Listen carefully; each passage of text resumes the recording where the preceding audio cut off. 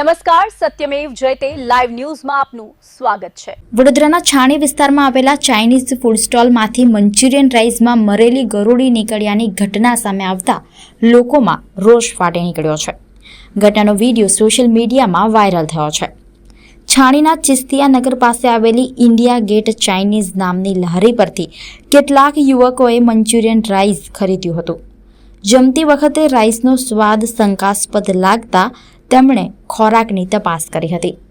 તપાસ દરમિયાન રાઈસમાં મરેલી ગરોળી જોવા મળતા યુવકો ચોંકી ઉઠ્યા હતા। યુવકોએ લારી સંચાલકને રજૂઆત કરતા સંતોષકારક જવાબ ન મળ્યાનો આક્ષેપ કર્યો હતો। ત્યારબાદ સમગ્ર ઘટનાનો વિડીયો બનાવી સોશિયલ મીડિયામાં વાયરલ કરવામાં આવ્યો હતો।